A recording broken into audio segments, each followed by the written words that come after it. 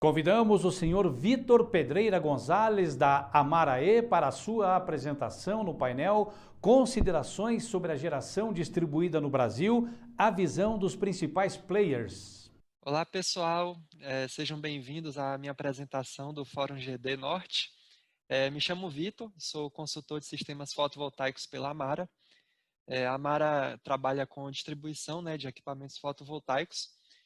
Então, a gente acredita ser muito importante estar sempre trazendo o que é que está vindo para o mercado, quais são as novas tendências, e desse modo agregar valor aos instaladores e qualquer necessidade que tenha aí de se evoluir, de se acompanhar o mercado. A gente sabe que o mercado fotovoltaico ele é muito explosivo, né? A cada dia que passa, novas tecnologias surgem, novas tendências surgem, né?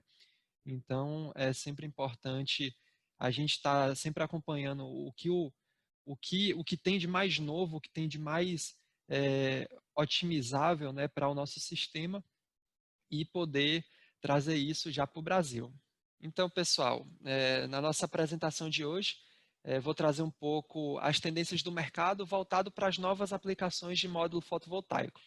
A gente sabe aí que cada momento que passa, novas tecnologias surgem e nem sempre a gente consegue entender se aquela nova tecnologia, para a aplicação que a gente quer usar, vai trazer um benefício ou não, né? Então, é mais ou menos o foco da apresentação de hoje. Bom, aqui o conteúdo, né? Vou iniciar com o cenário de amadurecimento para o mercado brasileiro, que é basicamente o contexto que a gente está vivendo hoje. Um pouco da análise de investimento, de um conceito de análise de investimento novo chamado LCOE. Na verdade, esse conceito não é novo, né? Mas na geração distribuída brasileira, que é um mercado muito novo, muito aquecido, pode trazer muitos benefícios e as tecnologias que irei apresentar hoje, começando com algumas tecnologias atuais, que são PERC e o Multibus Bar, e algumas tendências aí que vão aparecer ao longo de 2020 e 2021, que são as tecnologias bifacial, o duplo vidro e os módulos de 500 watt-pico, né? Os módulos acima de 500 watt-pico. Bom, trazendo um pouco aqui o cenário que a gente vive, a gente sabe que para a geração distribuída, o mercado brasileiro ele é muito bom. A gente tem ali, a nível regulatório, pelo menos, a gente tem a compensação 1 para 1, né? Lógico que, a depender da situação, vai ter uma variação ali com relação à cobrança do ICMS, a demanda da concessionária, mas a geração distribuída no Brasil tem um cenário muito favorável. Então, a primeira ameaça que eu trago são as mudanças regulatórias, porque a gente sabe que a mudança da resolução proposta pela ANEEL de nada está beneficiando o setor, né? Na verdade, o cenário zero é manter como está hoje e todos os outros cenários são sempre trazendo algumas dificuldades à rentabilidade do investimento. Uma outra ameaça é a volatilidade cambial, principalmente falando aí de dólar, né? Porque a gente sabe que o sistema fotovoltaico é composto majoritariamente por equipamentos importados, então a gente acaba dependendo um pouco também do custo do dólar para poder fazer a nossa análise. O aumento da concorrência também, já que é um setor que cresce muito, a gente vê que cada vez mais novas empresas são abertas e com isso existe um acirramento da concorrência também, não é algo inevitável. E o envelhecimento das usinas, porque a gente sabe que a energia fotovoltaica começou a crescer exponencialmente no Brasil a partir ali mais ou menos de 2016, né, com a resolução 687.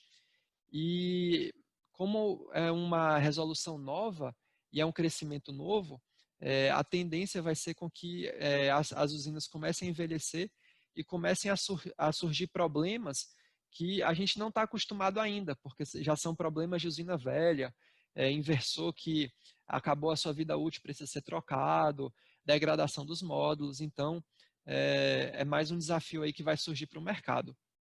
E, bom, com todos esses desafios, existe um aumento da demanda para se ter uma análise mais complexa, uma análise mais especializada.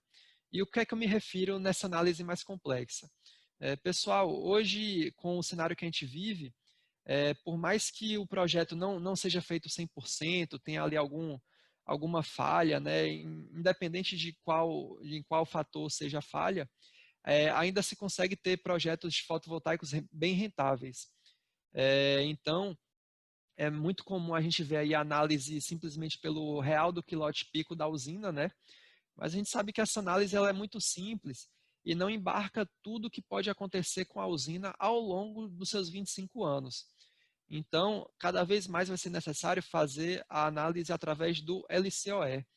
LCOE é uma sigla em inglês, né? A sua tradução é basicamente o custo nivelado da energia, tanto que eu coloco aqui em reais por quilowatt-hora. E basicamente ele significa quanto o meu sistema custa, né?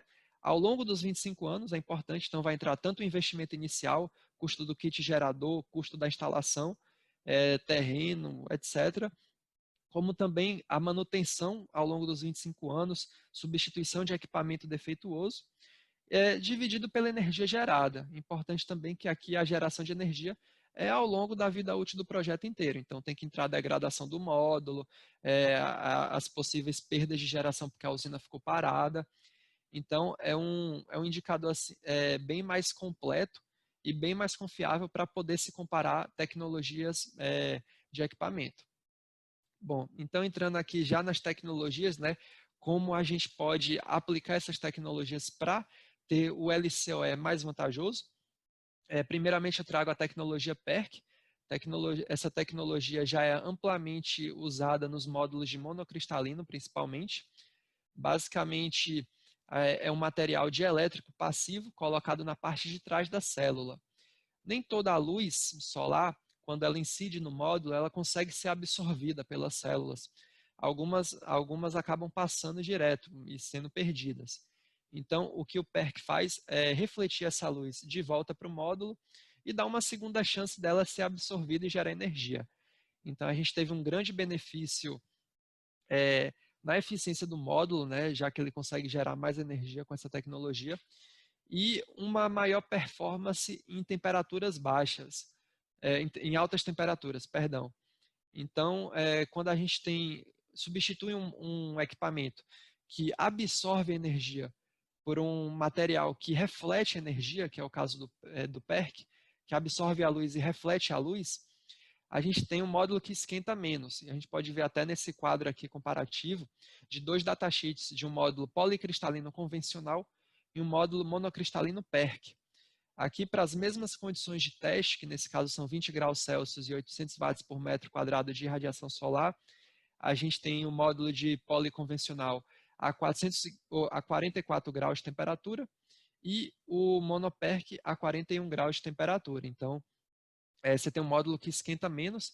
E, além disso, se a gente olhar a segunda linha, que é o coeficiente de temperatura para a potência máxima, a gente pode ver que o policristalino convencional, para cada grau Celsius acima da temperatura de teste, ele perde 0,41% da sua potência nominal, enquanto que o monoperc perde apenas 0,36%. Então, além de esquentar menos, ele perde menos rendimento quando a temperatura está elevada. Então, realmente é uma tecnologia que mudou bastante o mercado e vem mudando também, né? Principalmente na transição dos módulos convencionais para os módulos com a tecnologia PERC. Bom, a próxima tecnologia é o Multibusbar. Essa tecnologia aí surgiu aqui no Brasil desde 2019, desde o ano passado, e fazendo uma analogia com o trânsito de forma geral, a gente tem aqui os carros, que são os elétrons, no caso do módulo fotovoltaico, e a avenida que eles precisam escoar. O busbar é o barramento, é a linha prateada, que é responsável pelo transporte desses elétrons gerados pela célula fotovoltaica para que a corrente possa circular. Então, você tem a mesma quantidade de elétrons, mas para circular numa avenida de 5 faixas contra uma avenida de 9 faixas. Não preciso nem dizer, né, que no caso do módulo convencional, a gente vai ter um maior engarrafamento de elétrons e com isso você vai ter mais perdas resistivas. Então, o módulo multibusbar ele tem um aumento muito interessante na sua eficiência. Uma outra grande vantagem também é que quando você tem uma microfissura, por exemplo, na esquina da célula, no módulo convencional, que só tem 5 barramentos, o primeiro barramento pode estar depois da microfissura. Então, nesse caso aqui, você perde completamente toda essa zona da célula, ela não vai gerar energia.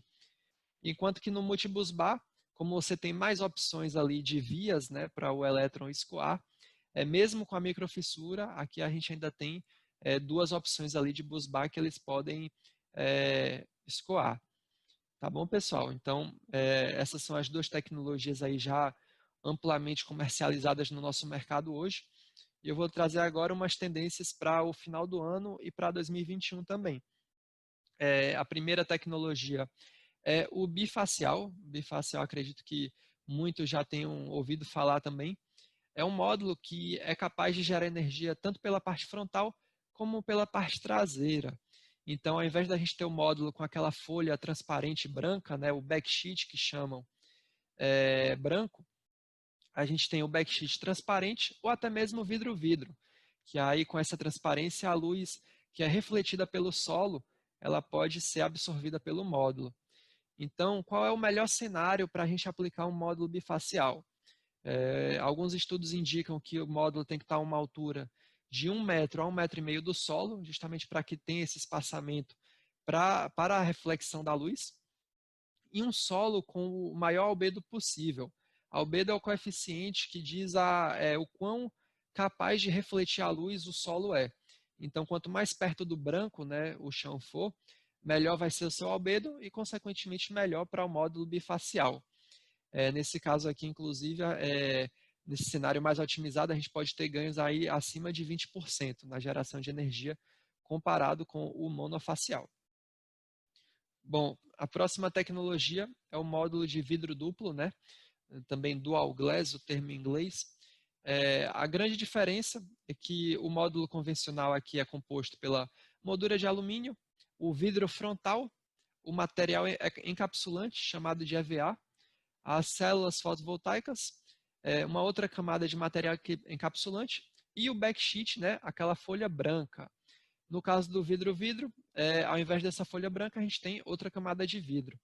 A grande vantagem com isso é que você vai ter um módulo com quase zero permeabilidade à água, que é um problema principalmente em climas quentes e úmidos, né, que é muito comum aí no Brasil, um país de clima tropical.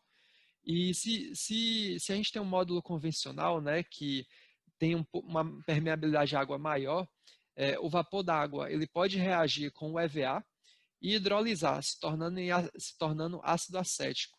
Esse ácido acético ele corrói as partes metálicas e, de forma geral, degrada o módulo. Então, no caso de vidro-vidro, a gente tem muito menos incidência desse efeito pela menor permeabilidade à água, menor degradação do módulo e menor efeito PID ao longo da sua vida útil.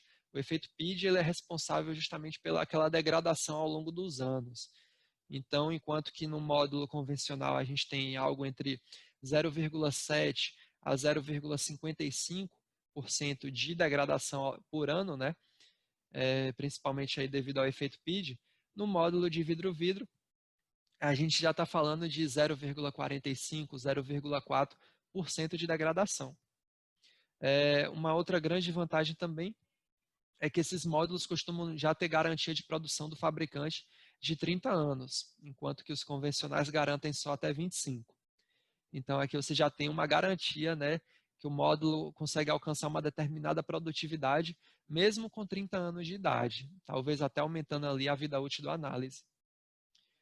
A última tecnologia, pessoal, que eu gostaria de trazer é justamente relacionada àqueles módulos de mais de 500 watt-pico, que alguns de vocês já devem ter visto ali divulgação, algumas atividades de marketing, módulo de 500, 550, até mesmo 600 watt-pico. Como é possível, né, chegar numa potência tão alta? O maior motivo, né, o principal motivo deles conseguirem alcançar essas potências é a adoção de novos tamanhos de célula. Antigamente a gente tinha módulos aqui com a célula de 156 milímetros, né, chamado de M0, mas esses módulos com mais de 500 watt-pico, pessoal, a gente já está falando de células M6, né, de 166 milímetros, ou até mesmo M12, de 210 milímetros. Então, só para ter um exemplo aqui, o módulo do fabricante Longe, a gente tem um módulo de 32,3 quilos, 2,25 metros de comprimento e 1,13 m de largura. É um módulo bem maior do que o módulo convencional, mas também é um módulo de 540 watt-picos, então você consegue atingir potências muito mais interessantes. E qual é o benefício, né? Aqui é um estudo pelo próprio fabricante de que trazendo esses módulos de maior potência para uma usina grande, uma usina nesse caso foi até de 100 megas, você tem uma redução de 21% do custo da mão de obra, 5% de custo de terreno e 4% dos custos dos demais materiais, estrutura de fixação, cabeamento, enfim. E com isso você consegue reduzir o LCOE, né, aquele cálculo do custo do quilowatt-hora, em quase 3%. Você tem um benefício muito grande. Mas é importante lembrar, pessoal, que essa é uma análise para usina grande e nem sempre um módulo dessas dimensões vai ser interessante para a gente colocar no telhado de uma residência, por exemplo. Às vezes o telhado não comporta um módulo desse porte. Então, é muito importante a gente trazer todas essas tecnologias e entender qual é a aplicação dela, qual é o benefício que ela pode trazer, justamente para sabermos aí utilizar a melhor tecnologia para a melhor situação e dessa forma ter a usina mais competitiva possível. Bom, foi isso, pessoal. São essas tecnologias que eu gostaria de trazer para vocês, principalmente associadas às aplicações, e espero que tenham gostado da apresentação. Muito obrigado. Agradecemos o senhor Vitor Pedreira Gonzalez, da Amaraê, por sua apresentação.